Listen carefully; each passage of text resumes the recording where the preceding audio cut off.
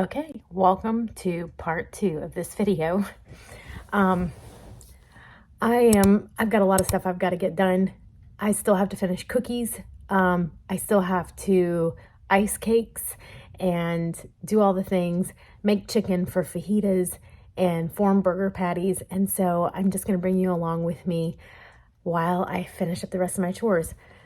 Now, I am editing this later, so company has come and gone.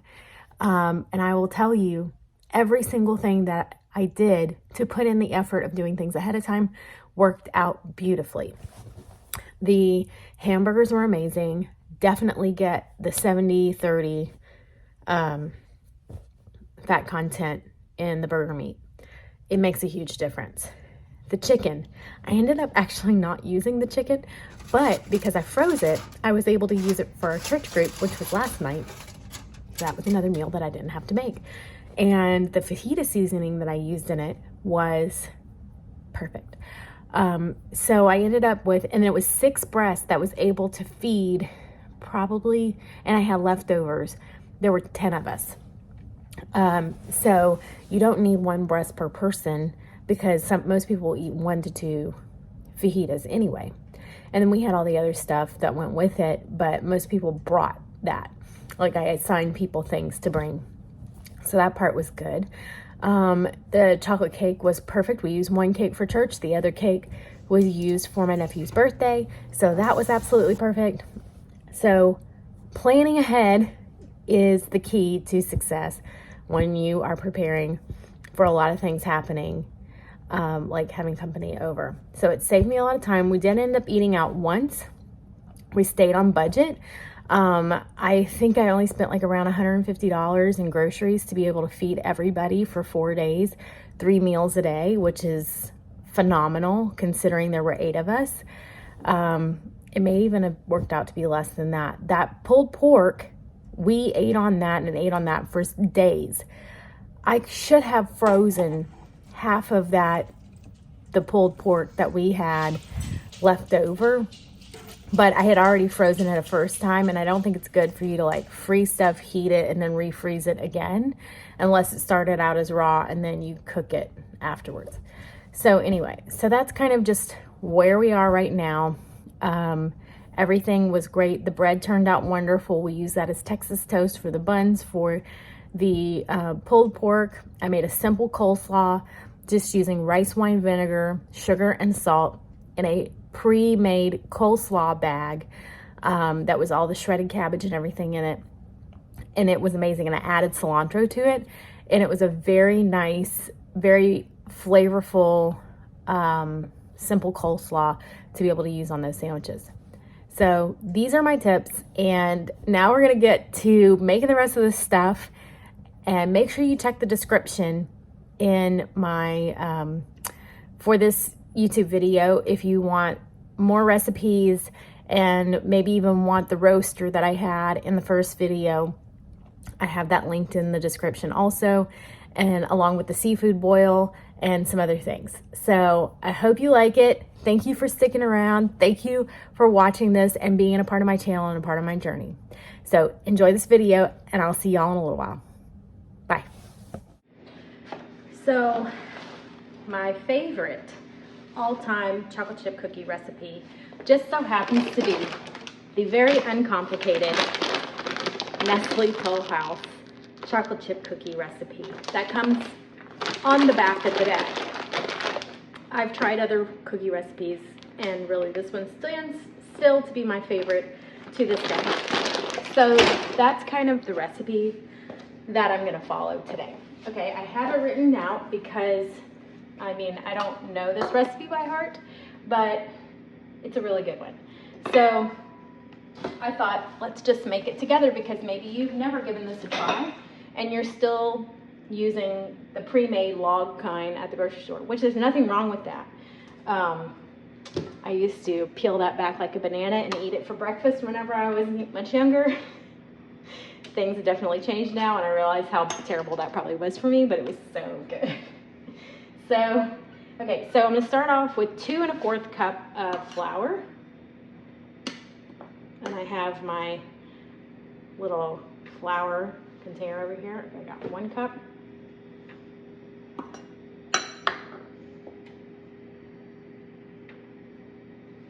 Two cups. And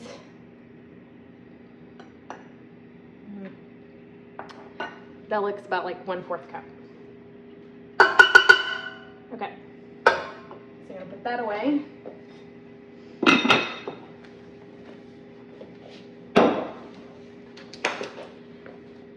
Then remember, dry ingredients first. So 1 teaspoon of baking soda.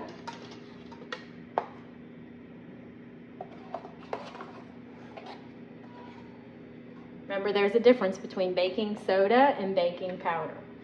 You want to make sure that you don't improvise. One does something that the other one does not.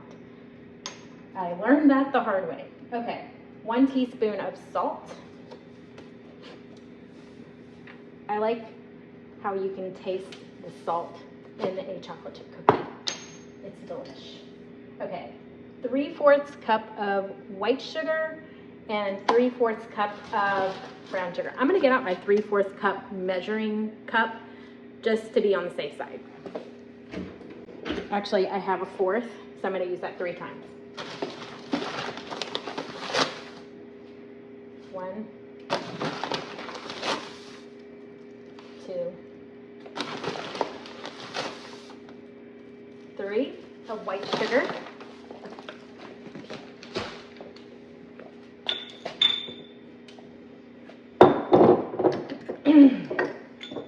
Now, some recipes call for dark brown sugar or light brown sugar. This did not specify, so I have light brown. That's just what I prefer to use. Make sure you pack this down so you don't have any air bubbles in there and you're getting the proper amount that you need. 1,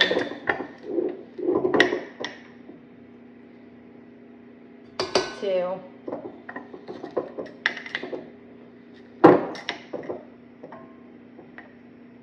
3. Okay.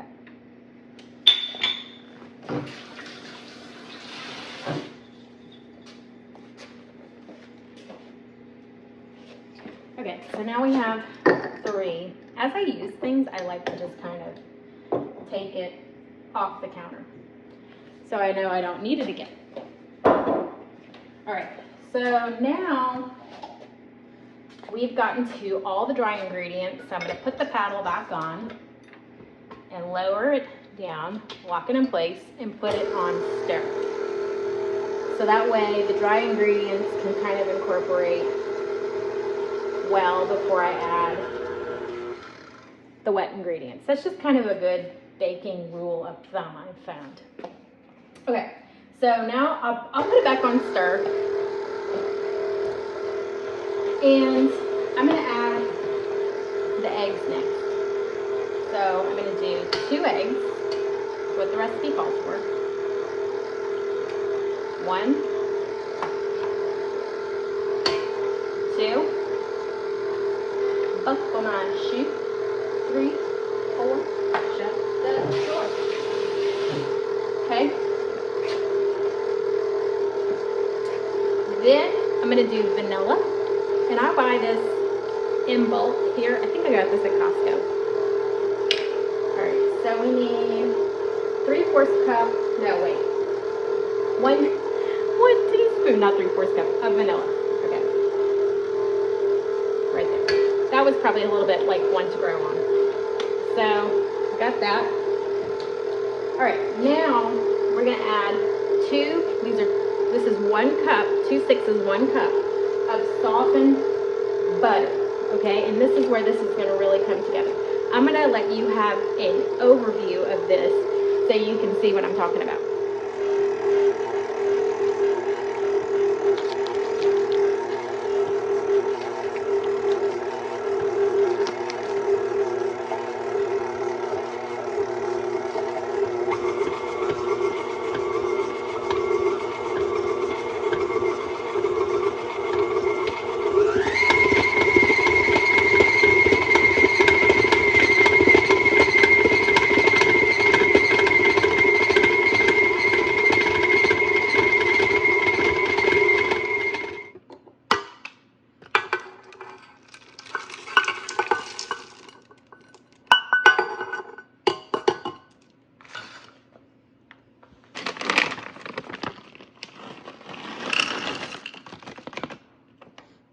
We need some more. All right, here goes the second cup. Okay, turn on the stir.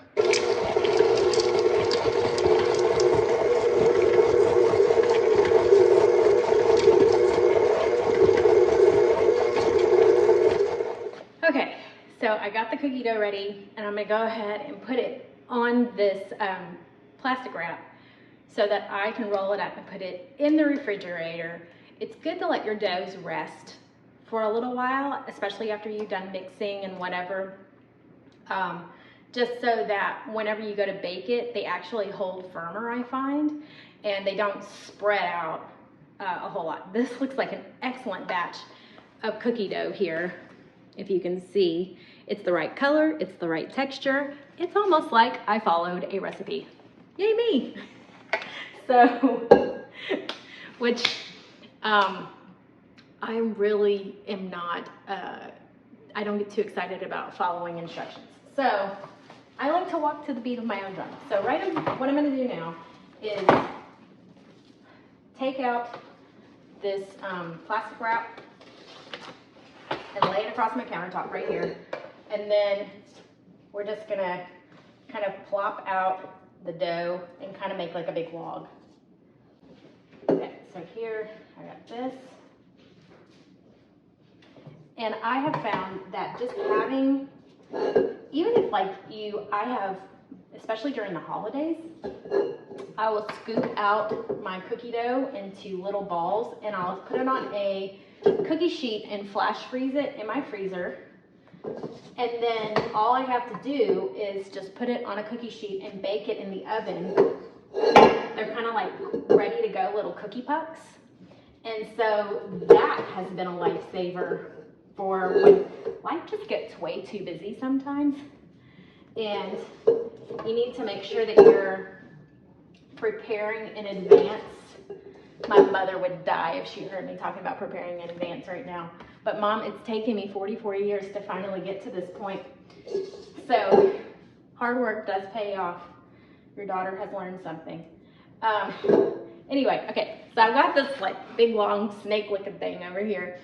Let me go wash my hands and then I will roll this up and we're gonna go put this in the freezer, because then once it's, or I'll just put it in the refrigerator actually, because then we'll treat it just like any other cookie dough log that I would buy at the store, but this is homemade and we can slice it. You've got enough for like 3 logs in here. So this will probably make about 40 to 50 cookies depending on the size that you are looking for. So that's a pretty good amount. You could even divide it in half, freeze half, refrigerate the other half, whatever you choose to do, but you're saving yourself time and money by doing this doing this scratch made instead of buying it pre-made at the store. So it just tastes better too. So, and then people think you've put in way more effort than you probably did, but you had time, you use your time wisely. So anyway, I'm gonna go ahead and wash this out and roll this up, and we're gonna go put it in the freezer.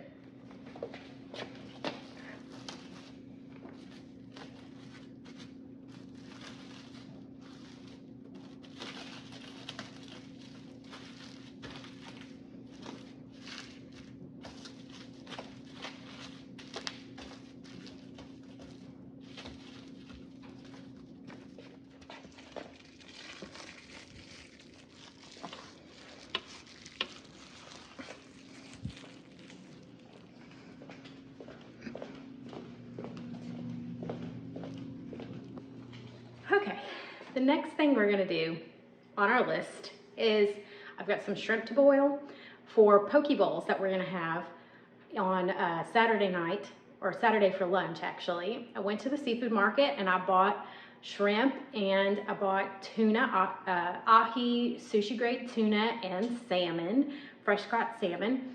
And so I thought I'd boil some shrimp to be able to have in advance too, since it's just gonna go in the refrigerator. Then, and I don't need to have them hot, then it's okay to do this in advance. So here is my pound of deveined, cleaned gray shrimp. Bought at my local seafood department. I would say, or local seafood market rather, I would say find you a local seafood market where you live. If I'm in a pinch, I'll go to the grocery store, but a lot of times the seafood that I buy at the grocery store is either farmed or it's from another country. And so if you get something that is local to your area, or at least in the US, I feel like it hasn't been traveling as far, it hasn't been in a freezer. This was never frozen. This came straight from the Gulf of Mexico to my house, or to the seafood market and then to my house. So anyway, I was just brought up that way, being Southern, but some of you watching this may be from other parts of the United States and say, I can't get fresh shrimp like that. If you can't, that's fine. But if you can, definitely try.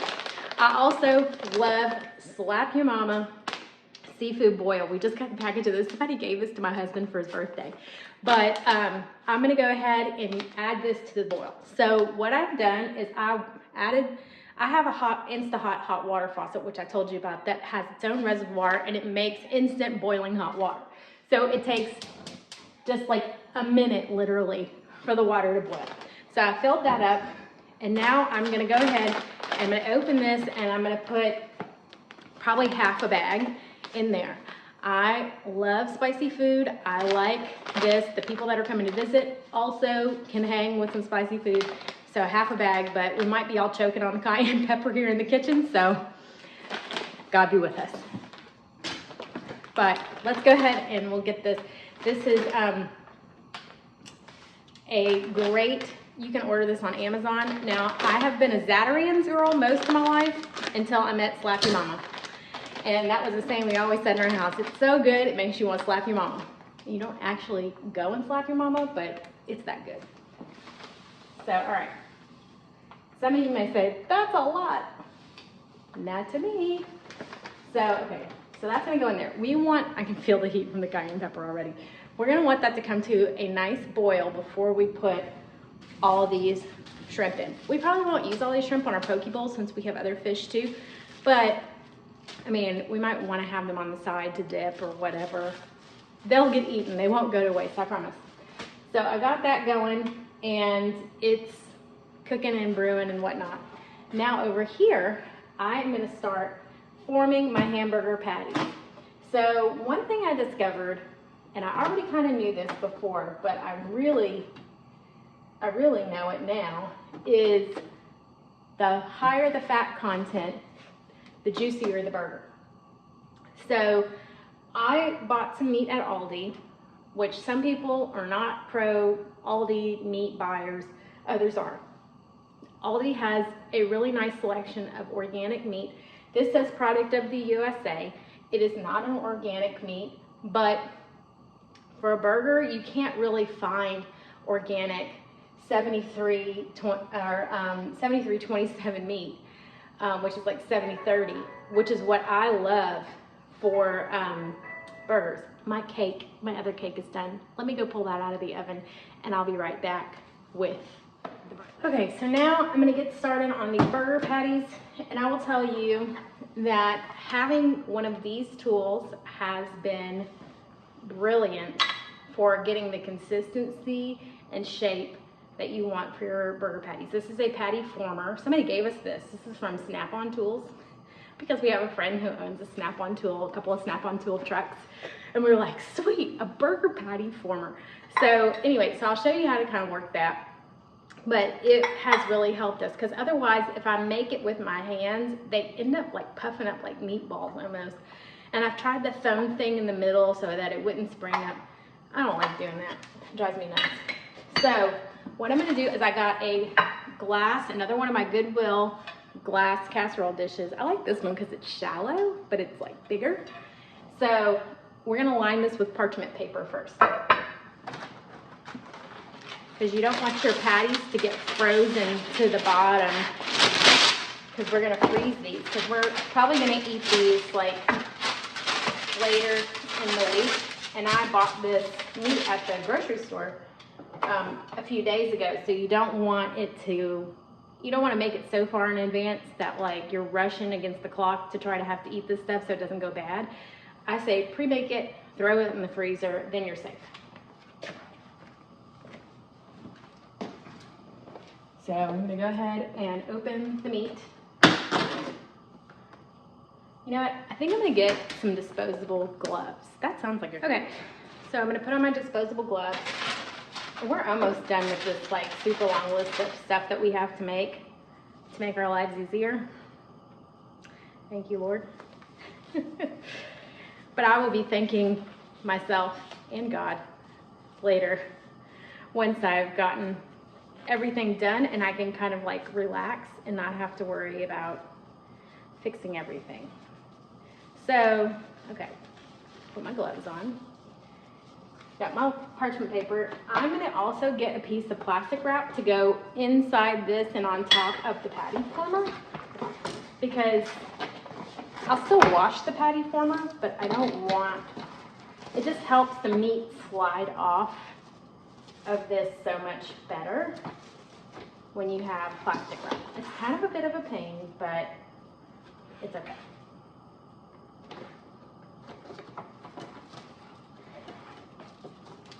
So I got 2 pieces. I can taste that cayenne in the back of my throat.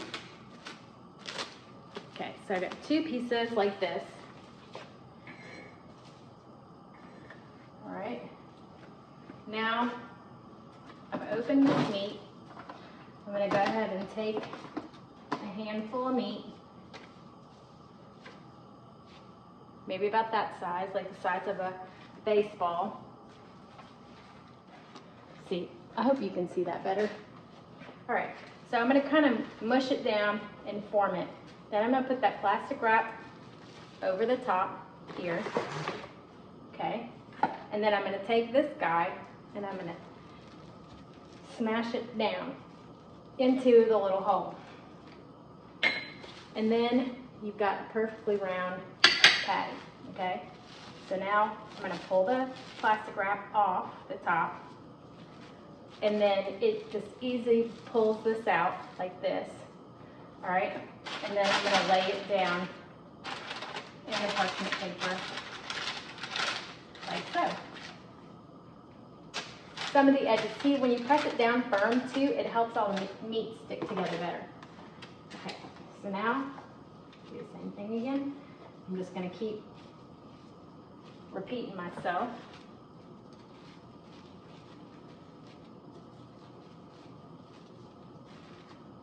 Kind of mash it down, get it even in there, okay?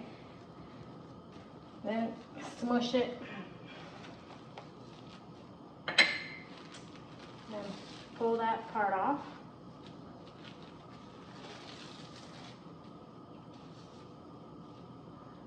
Beautiful. Okay, here we go. All right.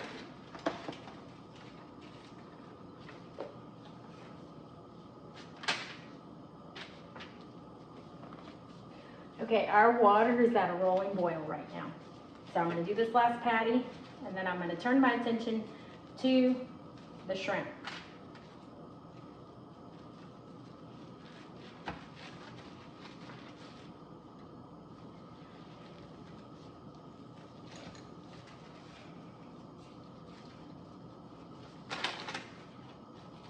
Okay, got this.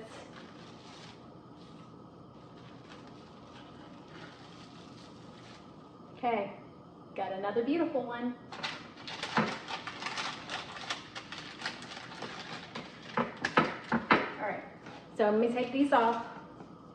Let me turn my attention to the shrimp. And then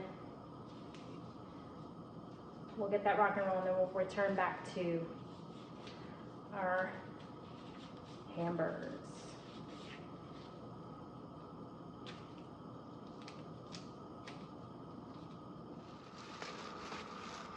Just gonna dump.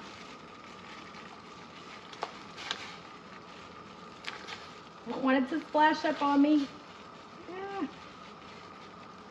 One last guy. Come on, jump in there. There we go. All right, so we are gonna let this boil in here until we see these shrimp really floating to the top and that the ends are split and curled back where the vein would have been, and that they are not gonna be really, like, you don't want them to get to the point where they feel like rubber balls.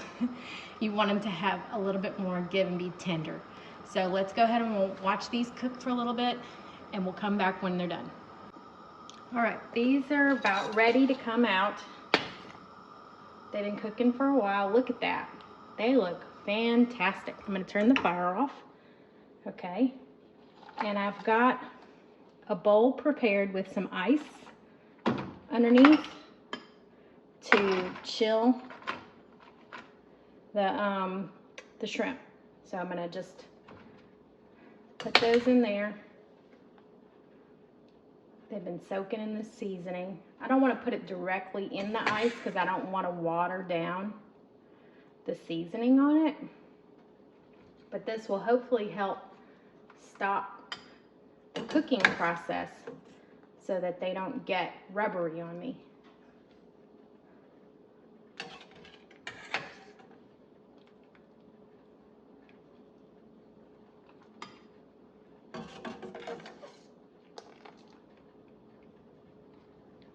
Delish. All right, so I've made these burger patties. I'm done with that part.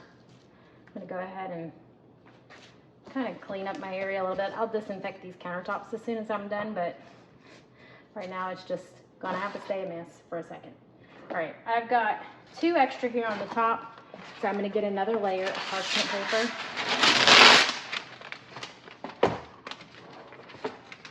And lay it over here, and then pick up these. Yes, I am touching them with my hands, but I did wash them a minute ago.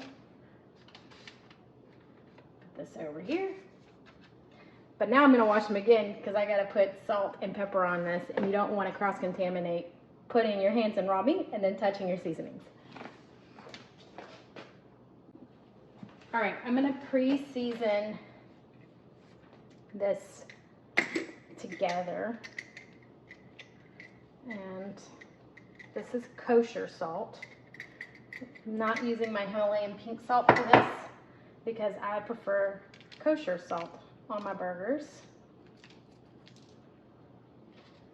And I'll have to tell my husband that I seasoned these already so he doesn't try to go and season it again when he puts it on the grill. Golly, my stomach's growling. Must be smelling all that food. All right, I'll get some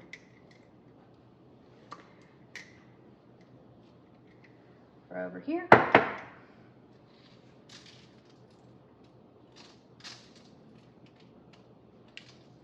Okay, I'm gonna put the leftover in there because I don't want to put it back in the other thing. And now I need to do some pepper.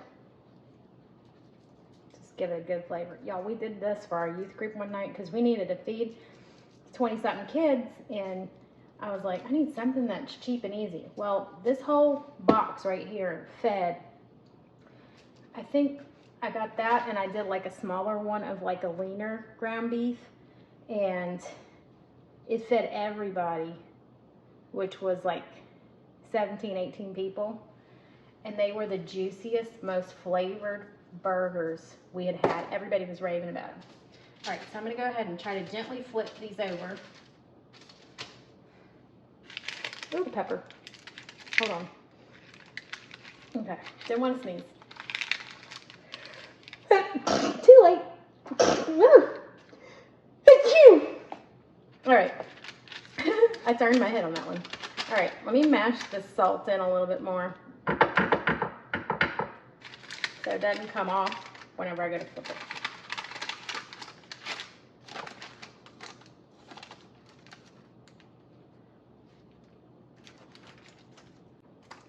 And some of you might be like, well, why don't you just buy the burgers that are already pre-formed? I thought about that, but there's just something about doing it yourself.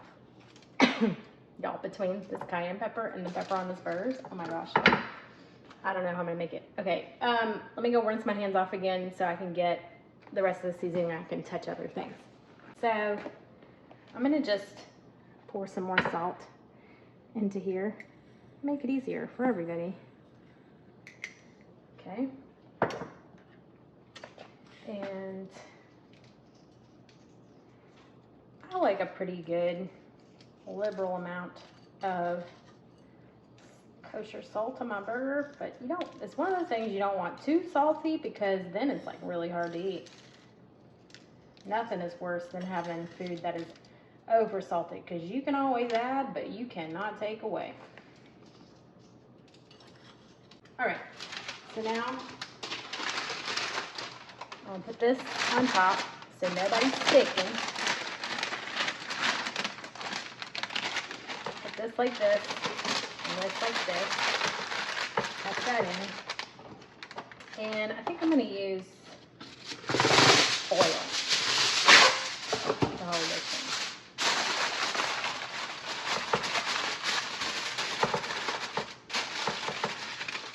And I'm going to go ahead and write on the top of this what exactly it is. I'm going to actually put this in another Ziploc bag and divide it up and put on it burger meat and then freeze that too, because this is really just good for burgers or like a good greasy taco, and that's about it. All right, so let's go put this in the freezer and I'll be right back. Okay, I changed my mind on icing these shrimp. I just had one and they have a lot of flavor, y'all.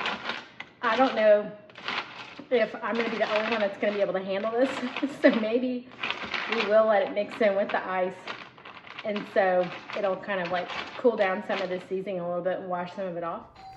Okay, so the next thing that I have to do here is, this is the last thing that I'm doing, is create the chicken fajita marinade. We're gonna have chicken fajitas one night, and I'm gonna write this on the bag first, because once you're, you got all the chicken in the bag, it's kind of hard to write meat on a bag. All right, so what I want to do first is I'm going to open up these bags here. And my husband actually just reminded me I need to do all this. We're going to have to flatten out this chicken. So I am going to put the chicken in here. Oh my gosh. These are big. Big girls. This one, and this one. Probably end up doing 2 bags. So I'm gonna throw this away. Ew, gross. Let me go wash the hands. Okay, I'm gonna seal this bag up. And I'm not gonna use the pointy side, I'm gonna use the flat side of my mallet. And just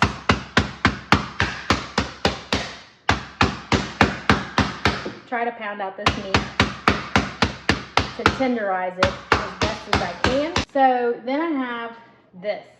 This is made by Fiesta, and it's a chicken fajita seasoning, and we really, really like this a lot. We use this, especially when we lived in Texas. So I'm gonna put in like maybe 1/4 of a cup of vegetable oil in here, because that helps keep the chicken moist. And again, that could have been 1/2 cup. It's okay. All right, now I'm gonna just add as much as I feel like I need to. That looks about right. And then I'm gonna,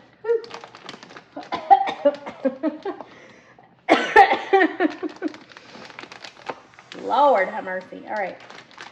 I was sneezing and coughing over here because of the seasoning.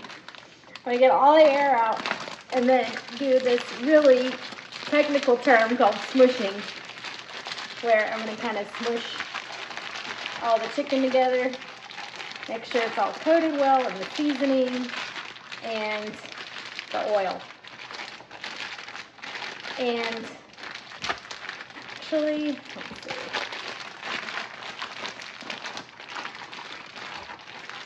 I kind of feel like it needs a little bit more seasoning back here.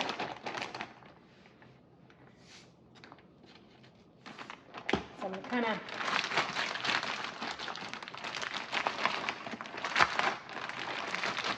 yeah. All right, perfect. So that's one bag of marinade, finito, right here. Put that one right there. Let me go get another bag. All right. Do a 1/4 cup of oil in there. Got my chicken fajita. There is an Uncle Chris seasoning. I think it's steak seasoning made by Fiesta, but this is the chicken fajita seasoning. And it's got kind of like a butter flavor to it. If you see, it's got a little symbol of butter and stuff in there. Anyway, oh, I gotta pound this out. Well, let me add the seasoning now. Might as well, since I'm in here.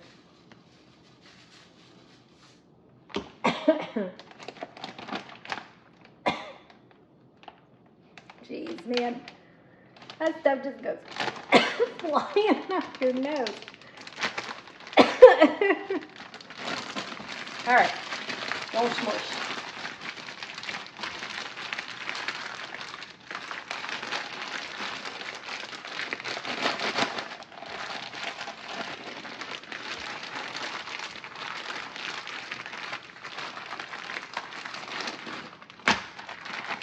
All right. So now I'm gonna spread these out even and whack it.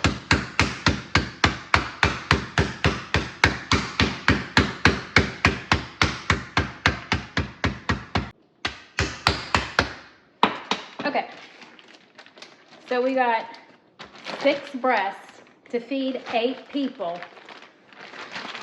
This has cost me $9, so $18 for these chicken breasts to feed 8 people. That's not bad. So I still have like the other stuff that goes along with fajitas, but that won't cost that much either. So we're like trying to feed the masses on a budget here. And this is gonna go into the freezer and we'll thaw it out like the morning of, and then we'll grill it right before we wanna eat it. Okay, so this is all the time that we have for today. Look at all the stuff that we have made. I feel so much better now that I have taken the time to do things that would have normally taken me hours and hours to do and taken time away from me and my guests, but I was able to do it today. So I've got 4 loaves of bread here that I had in the freezer. I have 6 chicken breasts marinating for fajita meat. I have 8 hamburger patties that are hand pressed with salt and pepper. I have the shrimp made for our poke bowls. I have pulled pork that I made last night in the slow cooker. I have cookie dough made and 2 chocolate cakes, one of which is going with me to church tonight. So I hope you really enjoyed this and that maybe this has inspired you to do some things ahead of time that maybe you wouldn't have tried before because it seems a little intimidating. But trust me when I tell you, you will thank me later because nothing says, hello guest, I'm glad to have you here, than somebody who is not stressed out by all the things they have to do.